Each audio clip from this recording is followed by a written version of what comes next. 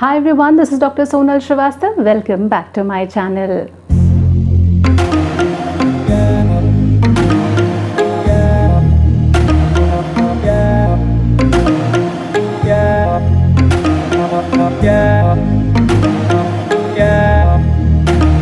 Before we begin, I would like to request please like, share and subscribe my channel. और अगर आपको हमसे कुछ कहना है तो do write in the comment box. I'll be waiting for your comments.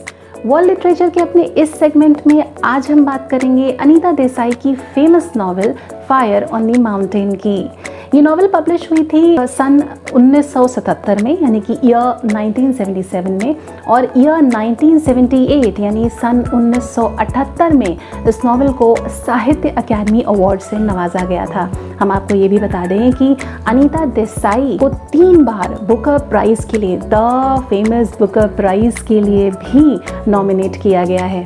Anita Desai की बेटी किरण देसाई भी एक बहुत फेमस नॉवेलिस्ट हैं, और किरण देसाई ने सन 2006 में अपनी famous novel the inheritance of loss के लिए बुकर प्राइज जीता था, the prestigious Man Booker prize. अब बात नॉवेल की। फायर ऑन द माउंटेन का जो शीर्षक है, जो टाइटल है, वो भी सिंबॉलिक है। यहाँ माउंटेन रेफर किया गया है नंदा कौल और इला दास को, क्योंकि उन्होंने अपनी पूरी लाइफ अपनी फैमिली को समर्पित की, उन्हें डिवोट की, लेकिन बदले में ना उन्हें वो रिस्पेक्ट मिली, ना वो सम्मान मिला जिसकी वो हकदार थी। And these people were very dedicated towards their family. यहाँ फायर रेफर किया गया है एक छोटी सी बच्ची राका को, जिसके अंदर सब कुछ जान लेने की उत्सुकता है, and she is ready to fight against all the odds. इस नॉवेल के एंड में जब इला दास नाम के कैरेक्टर की डेथ होती है, नंदा कौल के अंदर, जो कि सेंट्रल कैरेक्टर है इस नॉवेल का, उनके अंदर जो फियर्स फीलिंग पैदा होती हैं वो फायर का सिंबॉलिक है यहाँ पर। इस तरह से माउंटेन और फायर दोनों ही सिंबॉलिक वर्ड्स हैं जो कि यहाँ पर यूज किए गए हैं, and that is why it is fire on the mountain. तो चलिए अब करते हैं नॉवेल की शुरुआत। तो कहानी की शुरुआत होती है कैरिंग नैनो नाम के एक विला से, जहाँ पर नंदा कौल रहती हैं। नंदा कौल इस नॉवेल की one of the central characters हैं, उपन्यास के मुख्य पात्रों में से एक हैं। कैरिंग नैनो नाम का ये जो विला है, ये जो बंगला है, ये शिमला के कसौली नाम की जगह पर स्थित है। इस विला के आसपास बहुत खूबसूरत नेचुरल सीनरी है, पेड़ हैं, पहाड़ है, बहुत ही शांत और सुंदर वातावरण है ये। इस विला को नंदा कौल के पति मिस्टर कौल ने खरीदा था। अंग्रेज़ों के ज़माने में यहाँ पर आर्मी के ऑफिसर्स रहते थे, और जब सन 1947 में भारत आज़ाद हुआ तो ये विला, ये बंगला मिस्टर कौल ने खरीद लिया। मिस्टर कौल पंजाब यूनिवर्सिटी के वाइस चांसलर थे। उनकी डेथ और बच्चों की अपनी अपनी लाइफ में सेटलमेंट के बाद नंदा कौल बहुत अकेली हो गई थी, and that is why she decided कि वो यहीं पर आकर रहेंगी, और ये जगह लोनली भी थी, तो it was perfect for her to live here. उन्हें अकेलापन इसीलिए पसंद आने लगा था क्योंकि उन्हें अपनी लाइफ में बहुत प्रॉब्लम्स फेस करनी पड़ी थी, यहाँ तक कि अपनी फैमिली से भी उन्हें कभी भी लव एंड अफेक्शन नहीं मिला, विच शी डिजर्व। विला के आसपास की नेचुरल सीनरी अब उनकी लाइफ लाइन बन चुकी थी, और इनफैक्ट अब वो चाहती भी नहीं थी कि उनके पास कोई रहे, उनके आसपास कोई भी आए। उनके पास केवल एक नौकर था, नौकर के नाम पर रामलाल। उनके पास केवल एक रसोइया था, वही उनके लिए बाजार से सब्जी लाता, वही उनके घर की साफ सफाई करता, और अगर कोई मेहमान आ जाता तो उसकी आव भगत की जिम्मेदारी भी रामलाल के ही जिम्मे थी। और बहुत खुश थी नंदा कौल अकेले इस वातावरण में। एक दिन एक पोस्टमैन उस विला में एक खत लेकर आया जो कि मिसेस नंदा कौल के नाम पर था।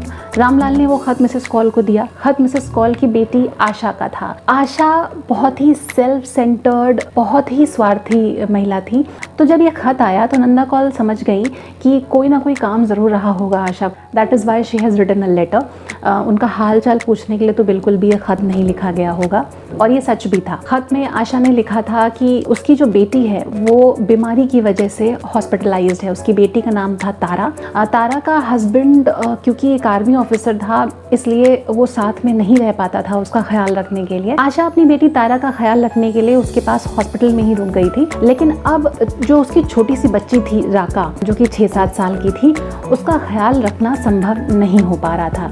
अब चूंकि नंदा कौल उस बड़े से विला में रहती थी, इसलिए आशा ने उन्हें पत्र लिखा कि आप मेरी पोती राका को अपने पास रख लीजिए। अब आप इन दोनों का रिलेशनशिप समझिए। नंदा कौल की बेटी है आशा, आशा की बेटी तारा, और तारा की एक छोटी सी 6 वर्षीय बच्ची राका।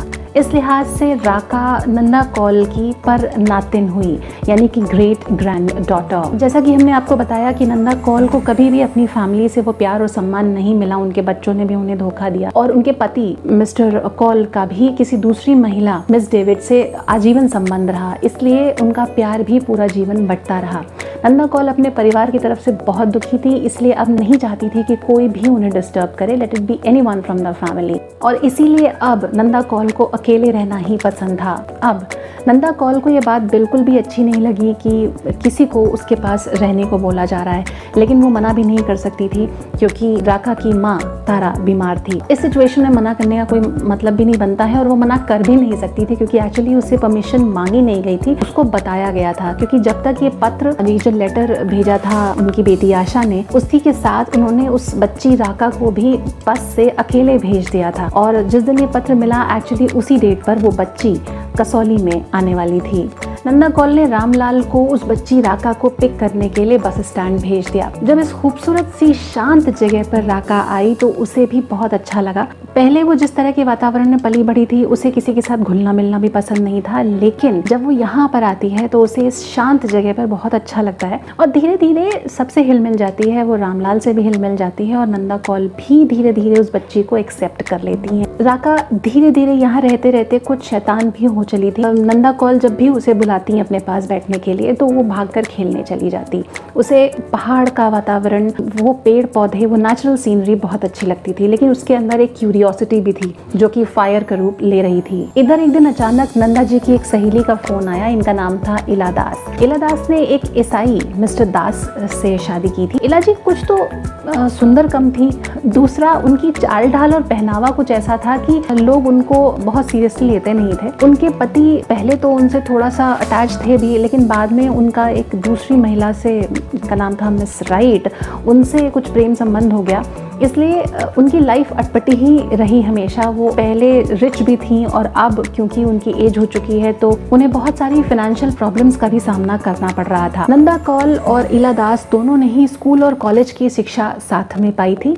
नंदा जी के हस्बैंड क्योंकि वीसी थे, वाइस चांसलर थे, तो उन्होंने इला दास के लिए उसी यूनिवर्सिटी में as a home science professor एक टेम्पररी टीचर के तौर पर नौकरी लगवा दी थी। कुछ दिन तो ये जॉब चली, लेकिन उसके बाद ये जॉब भी नहीं चल पाई। बाद में इला दास ने वेलफेयर ऑफिसर का काम किया और गांव-गांव जाके लोगों को स्वास्थ्य के नियम बताती थी, बाल विवाह जैसी कुरीतियों को छुड़वाने की कोशिश भी करती थी और ये एक उनके लिए समस्या भी बन गया था आगे चल करके। खैर, उसकी बात अभी हम करेंगे। इला दास की ड्रेसअप की बात करें तो बहुत अजीब से ढीले ढाले कपड़े वो पहनती थी, टूटा छाता और फटा बैग लेकर चलती थी। ये सब चीजें इसलिए बता रहे हैं हम आपको क्योंकि ये सिंबॉलिक है उनके कैरेक्टर की और बाद में उनके लिए यही प्रॉब्लम्स का सबब भी बनी है। तो जब वो बाहर निकलती, जब वो घूमने निकलती या कहीं बाहर जाती तो उनके अजीब से कपड़े, फटे हुए जूते, छाते और धूल में पैर पटे हुए होते थे। उन सबको देख करके स्कूल के बच्चे हंसते थे, उन्हें परेशान करते थे। शिमला के पास एक गांव में सोशल सर्विस का काम वो अभी भी कर रही थी। तो एक दिन उन्होंने नंदा जी को फोन किया कि वो उनसे मिलना चाहती हैं, उनकी बड़ी इच्छा है उनसे मिलने की। नंदा जी अब चूंकि इला दास के स्वभाव को, उनके बिहेवियर को, उनकी लाइफस्टाइल को बहुत अच्छे से जानती थी, इसलिए वो नहीं चाहती थी कि इला दास उनके पास मेहमान बनकर आए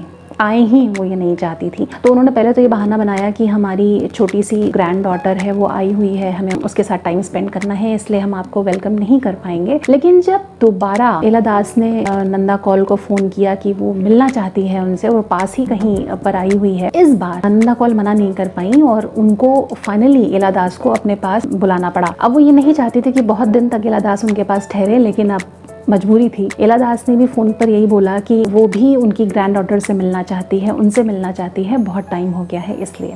तो फाइनली इला दास मिलने आती है नंदा कौल से क्योंकि नंदा कौल मना नहीं कर पाती हैं। फोन पर जब ये परमिशन मिल गई तो इला दास तुरंत केरिंग नानो के लिए निकल पड़ी। फिर वही हुआ, उनकी चाल ढाल देखकर के बच्चे खूब हंसे उन पर। जब रामलाल इला दास को रिसीव करने जब वो गेट पर आए तो उन्होंने इन बच्चों को भगाया और इला दास को लेकर के घर के अंदर आए। जब इला दास आई तो नंदा कौल ने उनसे बहुत सारी बातें की, अपनी पुरानी यादें ताज़ा की और अपनी परपोती, अपनी ग्रेट ग्रैंड डॉटर राका को भी बुलाया मिलने के लिए। लेकिन राका को क्योंकि सबका साथ पसंद नहीं होता था कि हर कोई आए और उससे मिल सके, इसलिए राका उसके पास नहीं बैठी और वहाँ से भागकर चली गई। खैर, अब क्योंकि इला दास बहुत दिनों के लिए आई थी, मतलब she wanted to stay here for some time, उन्हें यहाँ अच्छा लग रहा था, तो इला दास यहाँ पर कुछ दिनों के लिए रुक गई। लेकिन ये बात नंदा कौल को समझ में नहीं आ रही थी, क्योंकि इला दास का बिहेवियर ऐसा था, चाय की टेबल पर, खाने की टेबल पर इला दास का बिहेवियर बहुत ही रस्टिक था, जो कि नंदा कौल को बिल्कुल भी अच्छा नहीं लग रहा था। फाइनली नंदा कौल ने कुछ प्लान किया इन्हें यहाँ से भेजने के लिए, क्योंकि अपने आप तो she was not ready to go. तो एक दिन उन्होंने इला दास को बोला कि thank you so much for coming, आप यहाँ पर इतना टाइम लेकर आई और हम लोगों ने पुरानी बातें इतनी सारी की, तो हमें बहुत अच्छा लग रहा है, तो दोबारा जरूर आइएगा। इतनी सी बात से इला दास को समझ में आ गया कि हाँ, ऑब्वियसली अब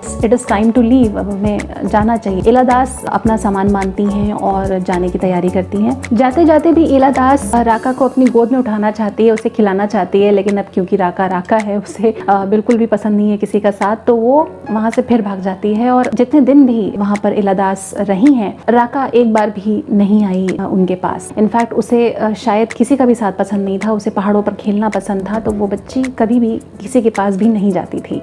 खैर, इला दास अपने घर के लिए बढ़ती हैं और कैरिग्नानो से चल देती हैं, लेकिन एक गलती जो उन्होंने की वो ये कि वो शाम के समय वहाँ से निकली थी। उसके बाद उन्होंने सोचा कि अब थोड़ा सा टाइम हमारे पास और है, तो क्यों ना बाजार होते हुए चलते हैं। तो वो बाजार की तरफ बढ़ गई। अगर वो स्ट्रेट अपने घर की तरफ चली जाती तो शायद एक बार को जो एक्सीडेंट आगे होने वाला है वो नहीं होता, लेकिन वो बाजार की तरफ बढ़ गई। बाजार में कई चीज़ों का मोल पूछने लगी, उनका प्राइस पूछने लगी। तब तक एक दुकानदार ने उन्हें बताया कि प्रीत सिंह नाम का एक आदमी उन्हें ढूंढ रहा है और धमकी देकर गया है कि वो उन्हें मारना चाहता है, इसलिए उन्हें ये कोशिश करनी चाहिए कि वो जल्द से जल्द अपने घर चले जाएं, काफी अंधेरा हो रहा है। इला दास ने ध्यान नहीं दिया इस बात पर, लेकिन फिर भी अपने घर की तरफ वो चल दी, क्योंकि सामान खरीदने के लिए उसके पास पैसे नहीं थे। She was just asking. हम आपको ये भी बता दें कि प्रीत सिंह कौन था। प्रीत सिंह एक छोटी सी 13 साल की बच्ची थी, जिसका बाल विवाह होने से इला दास ने रोका था। तभी से उसने ये ठान लिया था कि वो इला दास को मार कर रहेगा। अब यहाँ पर प्रीत सिंह को मौका मिल गया, क्योंकि इला दास एक टेढ़े मेढ़े से रास्ते पर अकेली चुपचाप चली जा रही थी। इला दास को लगा कि शायद सामने ही एक गांव दिख रहा है मेरा, मैं जल्दी ही पहुंच जाऊंगी रोशनी के रहते, लेकिन ऐसा नहीं हुआ। प्रीत सिंह ने रास्ते में उन पर हमला कर दिया, उनके कपड़े भी फाड़ दिए और फाइनली उनका रेप कर दिया। और वो इतने पर ही नहीं रुका, बलात्कार के बाद, रेप के बाद प्रीत सिंह ने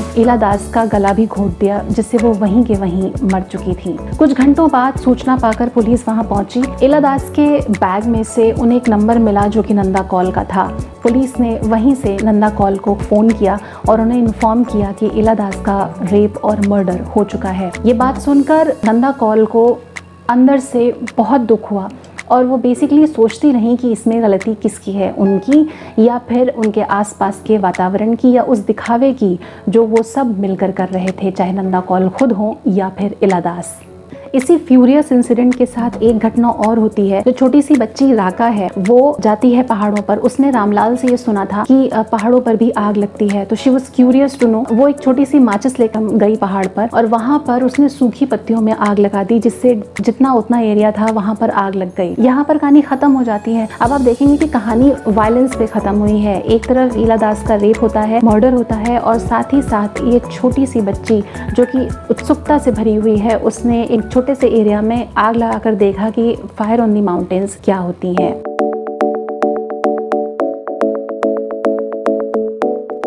कहानी बहुत छोटी सी है, निराशा से भरी हुई, इट्स फुल ऑफ पेसिमिज्म, लेकिन बहुत ज़्यादा गहरे इसके एहसास हैं। अगर आप इसके मायने निकाले चलेंगे तो the meanings are very dark and deep. Life बहुत छोटी सी है। संसार में दिखावे की बजाय हमें एक दूसरे के साथ रहने की कोशिश करनी चाहिए, हमें एक दूसरे को सपोर्ट करने की कोशिश करनी चाहिए। इसी सिंबॉलिक एसेंस के साथ खत्म होती है ये novel fire on the mountain भी, और आज का हमारा ये एपिसोड भी। आपसे फिर होगी मुलाकात। Stay safe, stay healthy, and yes, please do not forget to like and subscribe my channel, and please comment in the comment section अगर आपको हमसे कोई भी सवाल करना है, and we shall come up with something new.